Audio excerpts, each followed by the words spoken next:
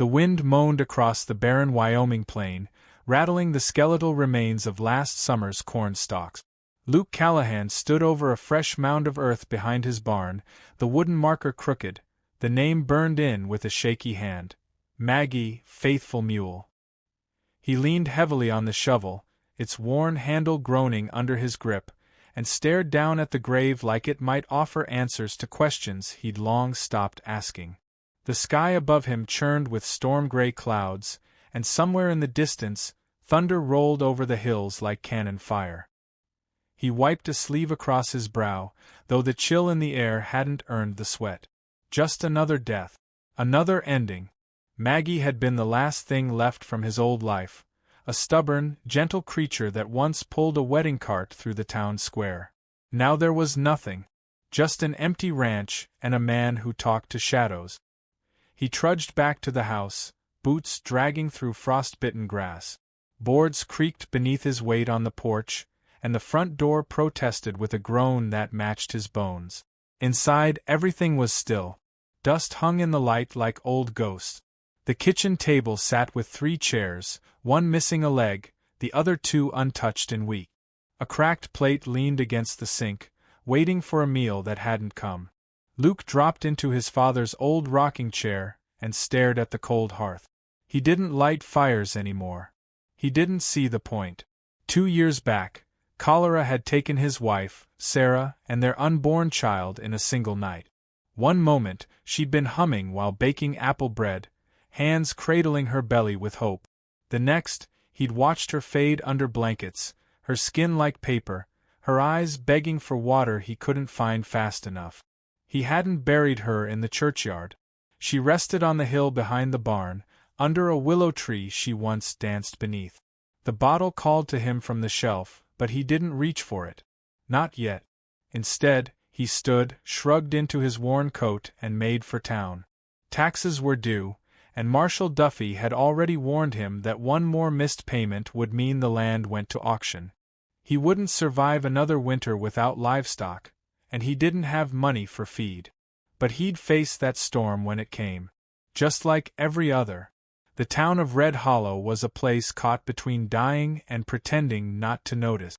Its main street was lined with tired wooden buildings, sun-bleached signs swinging from rusted chains. Dust swirled around wagon wheels as Luke tied his mare to the post outside Tilly's mercantile. He passed a pair of ranch hands smoking near the general store. They fell quiet as he walked by. Everyone knew his story. Everyone whispered. Inside the mercantile, warmth hit him like a slap, wood stove blazing, and the scent of coffee clinging to the air. Tilly glanced up from her counter, eyes soft with pity. "You're late with that ledger again, Luke," she said gently. "I'm late with a lot of things," he muttered, sliding a handful of coins across the counter. "Give me whatever feed that'll buy." She didn't move. Just stared at the coins like they were bloodied. "You heard about what's happening at the square?" she asked. He shook his head. "Griggs is back in town." Luke felt his shoulders stiffen. "Harlan Griggs. Brought the girls with him. Says he's sellin' them off to settle his debts." Luke blinked slowly. "Girls. His stepdaughters. Folks say he's been draggin' them through the Badlands since their mama died. Now he's claiming they're indentured. That he's got right to auction them like livestock." Tilly's voice trembled. "Town council won't stop him. Says it ain't illegal. Says they're not from here." Luke turned without another word and stepped back into the cold. The crowd was already gathered by the time he reached the edge of the square. Men, women, and children stood in silence, some angry, others curious, but no one moving.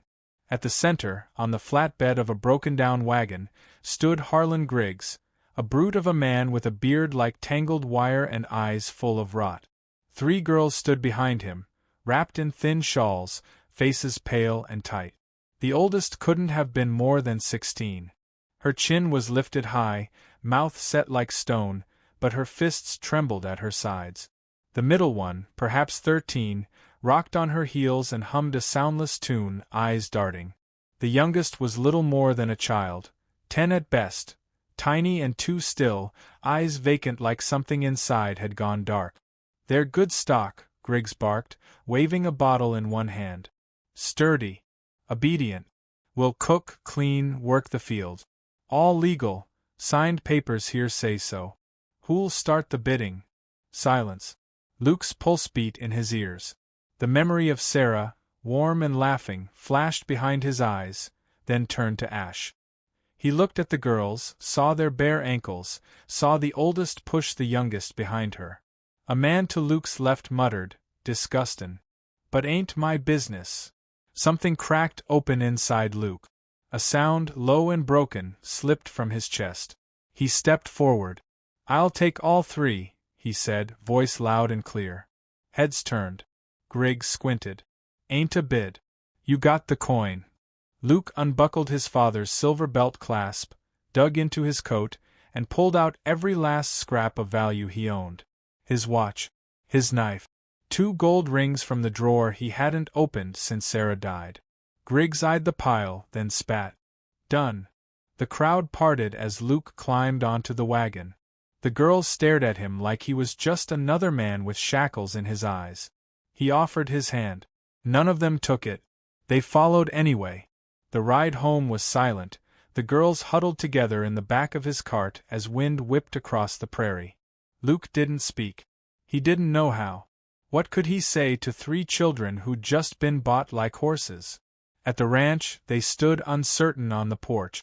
Luke opened the door, gestured inside. You're safe now, he said softly.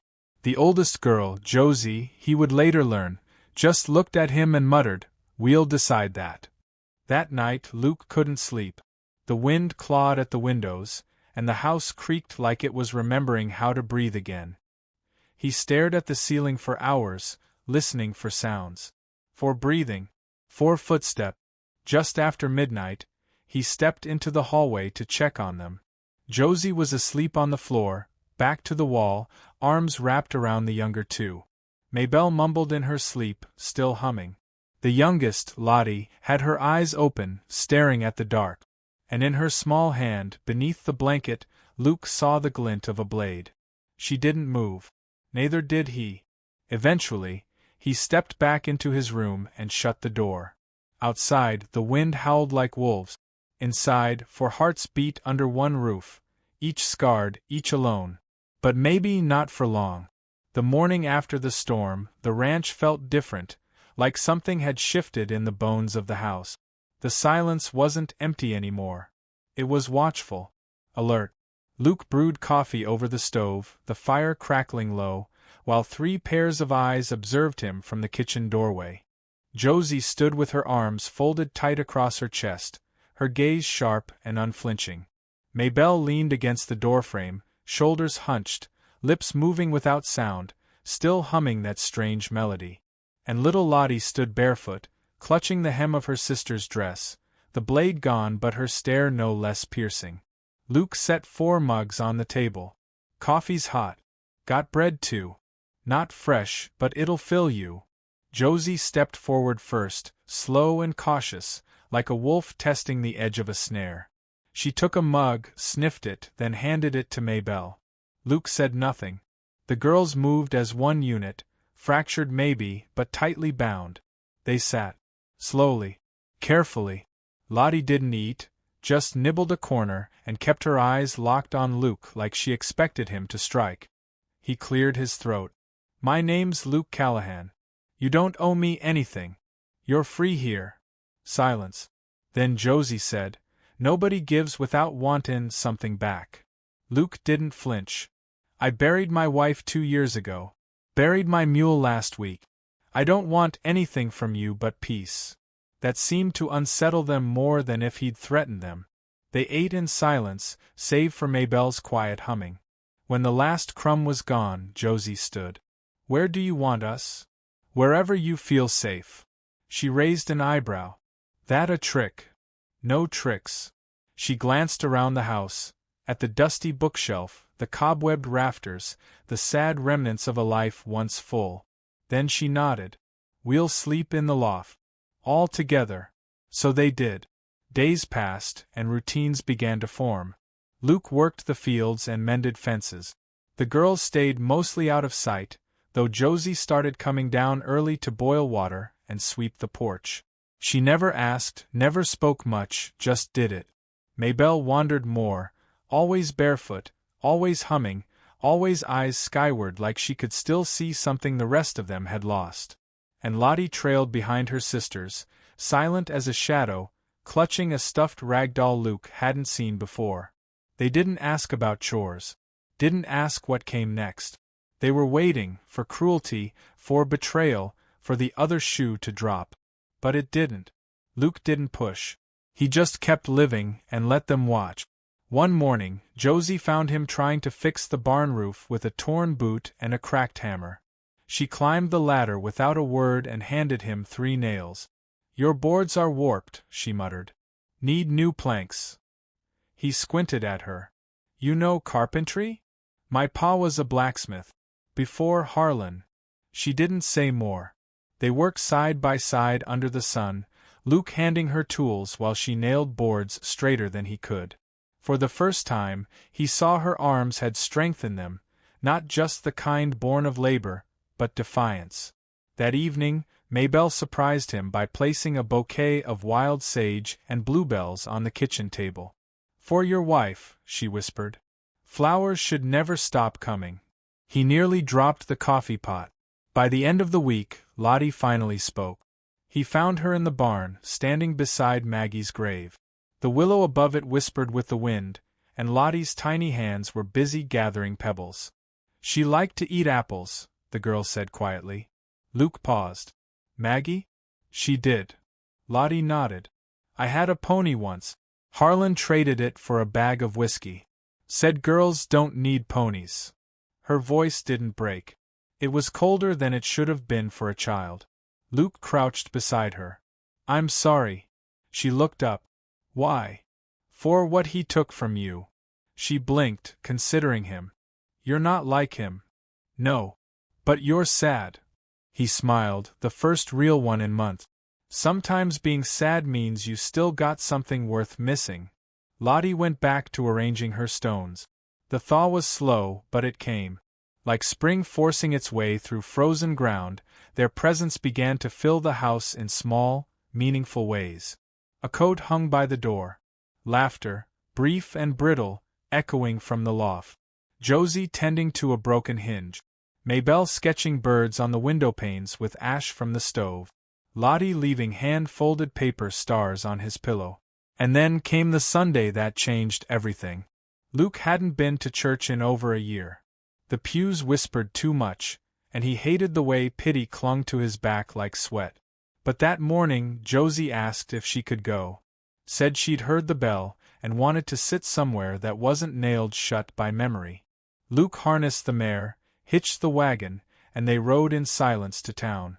They walked into the chapel like strangers, the girls huddled close together, Luke behind them. The whispers started before they even reached the pews. "Ain't that Griggs' girls? Bought, weren't they? Callahan's gone crazy." Luke kept his head high. Josie sat with her hands in her lap, face unreadable. Maybelle hummed the hymn off-key. Lottie stared at the crucifix like it had failed her personally. Afterward, as they stepped onto the church steps, a man approached. Reverend Thomas. Tall, neat, with eyes like frost. "Luke," he said tightly. "A word." Luke turned to the girls. "Head to the wagon. I'll be along." The Reverend waited until they were out of earshot. "I've no quarrel with your generosity," he said. "But those girls, they carry shame. The town won't accept them. They carry nothing they asked for. They are unclean, Luke." One of them was seen sleeping with a knife. Another talks to the wind. Luke's voice dropped to a whisper. "What would you have me do? Cast them out? Send them back to Griggs?" Thomas faltered. "It's not that simple." Luke's eyes hardened. "Yes, Reverend. It is." He left the man standing in the dust and never looked back. That night, after supper, Josie handed him a folded piece of paper. Inside, in scrawled pencil, were only 2 words. "Thank you." He looked up. Her eyes were glassy, jaw set hard. "You don't owe me anything," he repeated. "I know," she whispered. "But I needed to say it." He nodded. As the moon climbed over the hills and the fire crackled in the hearth, Luke stepped outside and sat on the porch. The house behind him was alive again, full of small sounds and breath and warmth. For the first time in a long time, he didn't feel like a man alone in a coffin of memories. He felt like something was beginning, and he had no idea where it might go. It started with dust on the horizon. Not the kind that rose from summer winds or wagon wheels on Sunday. No, this was different, angry, fast, and purposeful. Luke spotted it while tending the cattle, the sky behind it bruised and boiling. His gut tightened. He dropped the rope and went for his rifle. Back at the house, Josie already stood on the porch, arms crossed, jaw locked. She'd seen it too. "They're riding hard," she said, eyes narrowing. "Friends of yours?" Luke asked, already knowing the answer. Josie didn't look away. "Griggs don't let go easy." Maybelle stepped out, clutching Lottie's hand. The girl was barefoot again, doll in one hand, a kitchen knife in the other. The way she held it made Luke pause. There was no childlike curiosity in her grip, just cold instinct. "How many?" Josie asked. Luke raised the spyglass. "3 riders. One with a scar down his cheek. One wears red. They'll be here within the hour." "That's Willard," Josie muttered. "And Clay. Harlan's lapdogs." She didn't say the third name, but she didn't have to. Luke cursed under his breath. He turned to Maybelle. "Take Lottie. Go to the root cellar. Lock it and don't come out unless you hear my voice." Maybelle nodded, eyes wide but unblinking. "We'll be ghosts." Lottie didn't flinch. She just looked at Luke and said, "Don't die." That shook him more than it should have. The girls vanished into the earth. Josie stayed. Luke looked at her. "You don't have to." "I do." She loaded the revolver she'd hidden in the loft rafters. He didn't argue. They set up just beyond the house, rifles resting across stacked barrels and crates. The sun beat down, but the breeze was cold. Too cold for summer. Like the land was holding its breath. And then they came. Horses galloping through the dust like demons unshackled. Willard rode front, all spit and sneer, his rifle slung low. Clay was the colorless one, eyes like fog, lips always moving in a silent prayer or curse. And behind them, wearing a grin wide as a butcher's cut, rode Harlan Griggs. He hadn't changed much. Same slick hair, same crooked teeth, same dead eyes. But the years had thickened him, made him slower maybe, but more dangerous. They stopped 10 yards out. "Well, I'll be," Harlan drawled. "Look at this picture. Luke Callahan playin' the house with my girls." Luke didn't lower his rifle. "They're not yours. Law says otherwise."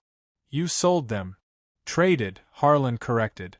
"And I aim to get what's mine." Josie stepped forward, gun cocked. "We ain't property." Willard laughed. "You ain't wives either. Just broken stock." Luke's finger twitched on the trigger. "Easy now," Harlan said, raising a hand. "Ain't no need for blood. Just hand him over. I'll even let you keep the little one's doll." Josie spat into the dirt. "You don't want a fight," Luke warned. "Turn around." "Don't much care what I want," Harlan said. "See, you embarrassed me. Whole town talkin'. Reverend Thomas says you've been keepin' 'em like they're queens. That right?" Luke didn't answer. "Last chance," Harlan said, his grin thinning. "Give 'em up. Or we burn the place down. Maybe kill the mule too, if she's still breathin'." Luke fired. The shot rang out like thunder, and Willard tumbled from his saddle, shoulder burst open like a melon. Chaos erupted. Josie dropped to one knee and fired twice. One missed, the other took Clay through the thigh. He screamed, toppling off his horse. Luke rolled behind the crate as bullets tore through the barrels. Dust and wood splinters filled the air. Harlan roared and dismounted, firing blindly. Luke moved fast, flanked right, came up behind the water trough, and shot again. His bullet grazed Harlan's leg, sent him stumbling. Josie moved like a ghost, circling wide, trying to cut them off from their horses. Her foot hit a rock. She stumbled, and Harlan turned, eyes locked on her. He raised his gun. Luke shouted. Fired. But the click echoed loud, empty chamber. Harlan's finger tightened. And then Maybelle screamed. From the house. Harlan froze. Another scream. Not fear, rage. He turned, distracted. Josie didn't hesitate. She lunged, knife flashing in her hand. Harlan went down with a grunt, blood blooming across his coat. Silence. Just the wind again. Just breath and blood and disbelief. Luke limped toward them, hand gripping his side where a bullet had grazed. Clay was moaning in the dirt, Willard unconscious. Josie knelt over Harlan, breathing hard, the knife still clutched in her fist. He was alive. Barely. She didn't finish it. Maybelle stood on the porch, wild-eyed, Lottie clinging to her skirt. Luke looked at them. You left the cellar. Maybelle held up a rifle. It was empty. Loaded it myself. Lottie pointed. She aimed it at the sky and yelled like the world owed her thunder. Luke blinked, then laughed. A dry, sharp sound that cracked the tension like lightning. They tied up Clay and Willard. Harlan was too wounded to move. Luke wrapped his leg and said nothing. Josie watched, silent and grim. By dusk, the sheriff arrived, summoned by the preacher who'd seen the riders earlier. He took one look at the scene and sighed. Griggs always did think he was untouchable. Luke didn't answer. Just handed over the rifle and turned back to the house. That night, after the lawman left and the fire was lit, they sat together in the kitchen. No words. Just bruises, bandages, and breath. Then Maybelle spoke. You reckon they'll come back? Luke looked at her. They might. Josie nodded. We'll be ready. Lottie reached for his hand under the table and squeezed it once. The fear was still there, but it had shifted. No longer a shadow on their backs. Now it stood in the open, named and beaten. Outside, the wind had died. Inside, for the first time, they were a family that had fought to stay one. Luke poured coffee for everyone. Tomorrow would bring questions. Maybe trouble. Maybe peace. But tonight they'd earned a moment of quiet. And in the stillness, Luke knew, whatever came next, they wouldn't face it alone. Autumn came early that year, with gold-leaf mornings and a wind that whispered through the tall grass like it carried secrets. Luke stood on the front porch, coffee in hand, watching the land stretch out before him like a promise. The blood had washed off the dirt, but the memory remained etched deep into the timbers of the house and the creases of his face. It had been 3 weeks since the shooting. Harlan Griggs lay in a jail cell in Carson Bluff, waiting for a judge with a long memory and no patience for slavers in suit. Willard was dead. Clay might never walk straight again. But none of them haunted Luke the way the sound of Lottie's scream did, or the way Maybelle had aimed that rifle like she'd done it before. The girls were different now. Not in a way you could put your finger on, but something had shifted. Their silence was no longer out of fear. It was watchful, rooted. Like trees learning they didn't have to bend anymore. Josie came outside, hair pinned back, apron dusted with flour. She leaned beside him, her shoulder brushing his. You're thinking again. I do that sometimes, he said. You do it too much. He chuckled. Maybe. She didn't laugh, but her lips twitched. How's Lottie? He asked. Woke up before the sun. Made a doll out of corn husk and yarn. Named it Sheriff. It's got a badge and everything. Luke smiled. That girl's sharper than a boot tack. And twice as mean if you cross her. He nodded. Maybelle. Josie hesitated. She's been writing. In a ledger she found in your study. She can write. She can now. Luke took a slow sip of coffee. And you? Josie glanced out across the pasture. Still here. He didn't push. Just let the wind talk. Later that day they mended fences. The 3 sisters worked the north end of the pasture, sleeves rolled, hands blistered. Luke watched them from a distance, hammering alongside a fence post, and couldn't shake the feeling that he wasn't just rebuilding land, but something bigger, something worth bleeding for. Josie hauled a bucket of nails toward him. They want to plant a garden, she said. Back by the east wall.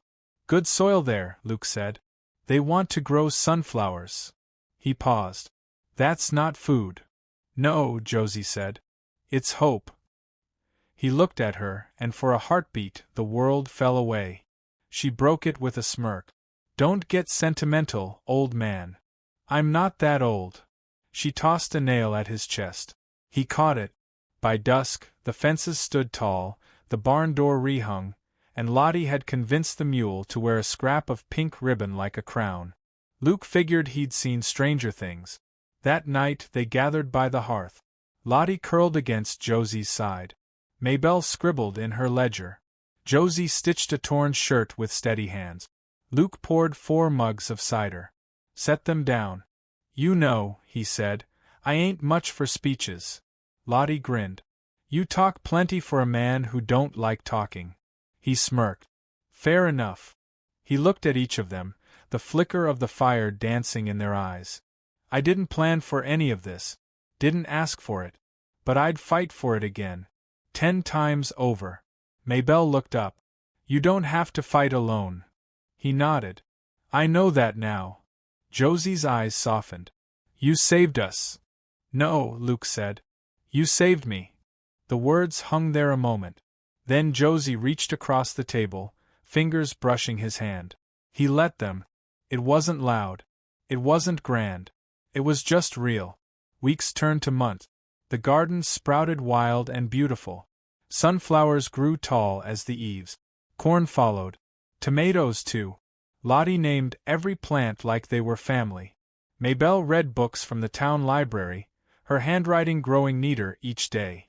She started teaching Josie and Luke how to read cursive. If we're gonna be a family, she said, we need to understand each other. Josie learned quick.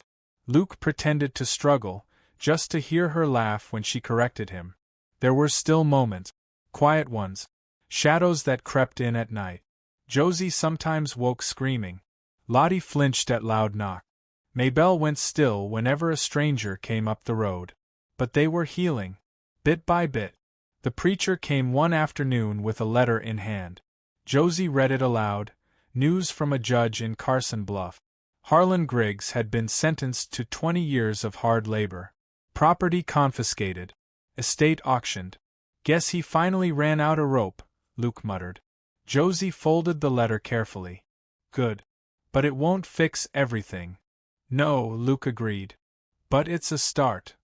One evening, under a pale blue sky, they gathered near the east fence. Lottie had insisted. Said the day was too perfect to waste indoors. She carried a basket of wildflowers and made everyone wear one. Even the mule, she declared. The mule didn't protest. Luke sat beside Josie on a weathered blanket. Maybelle set down her ledger and pulled out a folded sheet of paper. What's that? Luke asked. A speech. He raised a brow. You running for mayor? No, she said, cheeks pink. I just wanted to say something. She stood, back straight, voice clear. This place was broken once. Like us. But we fixed it. Together. We planted things. We bled on this land. We made it ours. And I think miracles aren't always lightning bolts or angels. Sometimes they're quiet. A roof. A warm fire. People who stay. She looked at Luke. You bought us to save us. But you didn't expect we'd save you back. She sat down. Silence followed. Josie wiped a tear.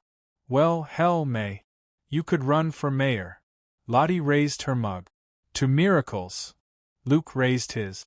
To family. They drank as the stars came out. Luke leaned back, looking at the sky. He felt the weight of years pressing lighter against his shoulders. He had nothing when they came to him. No wife, no peace, no future. But now the house echoed with laughter. The garden sang in the wind. And his heart, long shuttered and scarred, beat steady in his chest. The miracle wasn't that they survived. It was that they'd live. Really live. Together. And for the first time, Luke Callahan didn't dread the horizon. He welcomed it. Because no matter what came next, they'd face it not as broken souls scattered by the wind, but as one.